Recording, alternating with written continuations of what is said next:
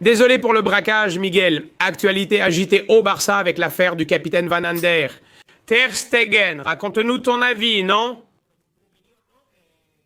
D'un point de vue juridique, comment vois-tu la situation? Nous t'avons lu sur Twitter, mais je pense que tu peux nous l'expliquer ici de vive voix pour que les gens comprennent un peu. Comment analyses-tu ce sujet, cette affaire Ter Stegen si délicate? Eh bien, c'est un bras de fer de la part du joueur qui évidemment ne veut pas quitter le club. Le club veut qu'il parte. Il veut forcer pour garder sa licence inutilisée car il souhaite rester à Barcelone.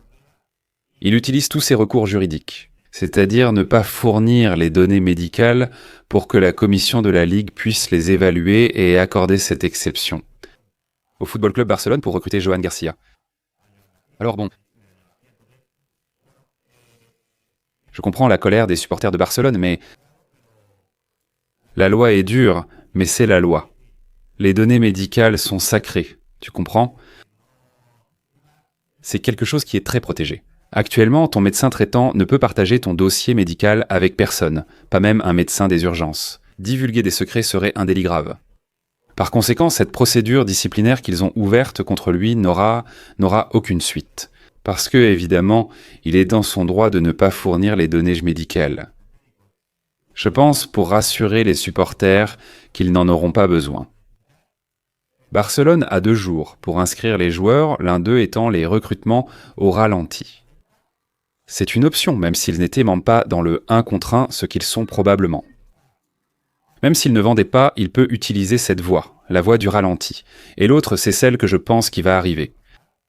Que bientôt, cette semaine ou au début de la semaine prochaine, l'auditeur va donner le feu vert à l'opération des sièges Very Important Person et tout va bientôt être résolu. D'autre part, l'opération des sièges Very Important Person est déjà validée depuis janvier. C'est pourquoi je dis que c'est la règle 1-1. Pour moi, il importe peu que l'auditeur l'inclue ou non dans le compte de pertes et profits. Pour être juste d'un point de vue comptable, c'est important si un auditeur ne l'inclut pas mais l'opération elle-même. C'est une opération contractuelle pour laquelle 58 millions d'euros ont déjà été versés. L'opération est déjà validée et réalisée. En cas de résiliation de contrat, d'accord, non, mais il y a une opération valide. Cela a été validé par la Ligue de janvier, de vive voix, c'est-à-dire in voce. Informer Barcelone que sa sortie de la règle 1-1 ne compte pas et nécessite une résolution, cela n'existe pas. Ouais. Même si cela peut se blesser le barcelonisme, je pense que ce ne sera qu'une anecdote et qu'il n'y aura pas de problème pour inscrire les joueurs. Ici, les gens posaient des questions sur le chat, Miguel. Ter Stegen pourrait porter plainte contre le Barça si le club lui ouvre une procédure disciplinaire, comme l'ont mentionné des sources à Barcelone. Et d'une certaine manière, cela met le gardien de but de côté, en dehors des convocations, je veux dire.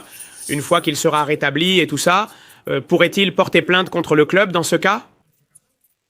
Oui, on pourrait parler de ce qu'on appelle le harcèlement moral au travail, qui a déjà existé dans certains clubs en France. Je crois qu'il y a déjà des précédents, non ? Si l'employeur le pousse avec une sanction disciplinaire ou le harcèle au travail, ce serait du harcèlement moral et il pourrait porter plainte contre Barcelone. Oh non, c'est vraiment dommage. Ter Stegen est une légende du Barça et actuellement capitaine de la première équipe. Ça nous fait beaucoup de peine. Et espérons que, bien sûr, le mieux serait qu'il y ait une entente, qu'il s'assoie, qu'il y ait un accord entre toutes les parties. Et au final, il ne faudrait pas non plus que la carrière de Ter Stegen soit entachée, ni que le club doive en arriver là. Donc, à ces termes avec les employés. Parce qu'au final, ce sont des employés qui ont leurs droits, et je comprends qu'il a un contrat en vigueur. Mais c'est une très triste nouvelle, vraiment, le matin où le Barça revient de la tournée asiatique. C'est très triste d'avoir cette nouvelle aujourd'hui, et... Eh bien, Miguel, on verra ce qui se passe. Victor Navarro de Cadena Cope l'a raconté récemment. Aussi que le Barça pense que malgré tout, ou que le Barça pense qu'il va réfléchir Ter Stegen, et il va voir, compréhension qu'il y a une base juridique pour pouvoir soumettre le rapport médical à la Ligue. Tu penses que ce n'est pas si facile, n'est-ce pas ? Non, ce n'est pas si facile, parce qu'il faut entrer dans les détails. Il ne suffit pas de dire qu'il a besoin de 4 mois de récupération, il faut aussi expliquer ce qui s'est passé pendant l'opération. Les imageries par résonance magnétique qui ont été faites, les radios qui ont été faites, dans la conclusion finale, du médecin qui l'a opéré, de la médecin qui l'a opéré.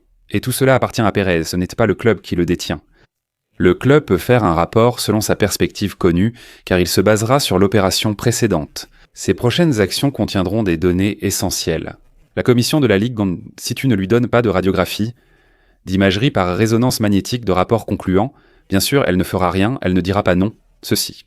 Le fait que vous me le disiez ne signifie rien.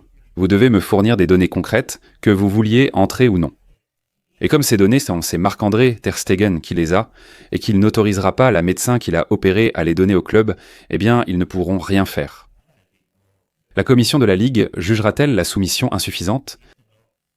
Maintenant, si la commission de la Ligue, sans ces rapports, veut donner l'option à Barcelone, l'accord de non-agression entre Laporta et Tebas permettra-t-il de jouer le match à Miami ? Et tout ça, eh bien, écoute, ça pourrait... Être, non. Je te dis que non, tu comprends ? Mais bon, Il faudra voir, mais légalement. Sans les rapports de l'opération, ils ne peuvent rien faire à la commission de la Ligue. Miguel, et je te laisse, pour ne pas te prendre plus de temps, tu veux te mouiller, ton avis personnel sur le sujet de Ter Stegen ? Qu'est-ce que tu penses de cette situation ? Eh bien, mon avis personnel, c'est que Ter Stegen fait valoir ses droits pour ne pas quitter un club. Et je pense que le football a très peu de mémoire, cet homme a beaucoup donné au Barcelone. Je sais que c'est une situation compliquée, mais autres, il faut le comprendre. On voit qu'il a un certain âge, qu'il est blessé, qu'il est frustré.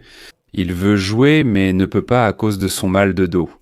Malgré son âge avancé, il refuse d'être mis à la retraite, viré, prêté ou transféré. Il exige d'être payé intégralement pour son contrat, sinon il ne partira pas. Je vais mettre toutes les barrières judiciaires et légales disponibles pour ne pas faciliter la signature de Joao Garcia. En somme, il constate la présence de 3 gardiens, lui y compris, et il réalise qu'il faut se mettre à la place de l'autre, n'est-ce pas ?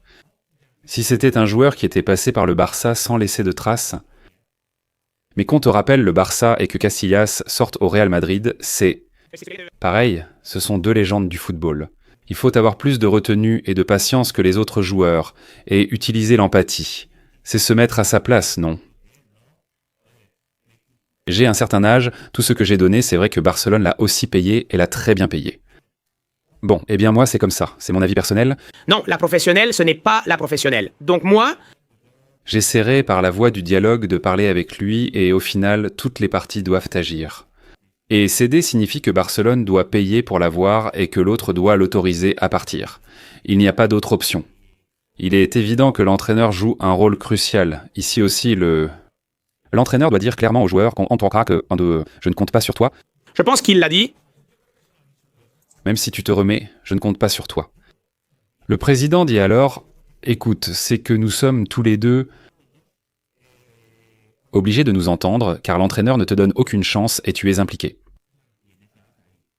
Bien sûr, eh bien, donc Miguel, ce sujet est très sensible. Il est facile d'en discuter et chacun a son opinion à ce propos.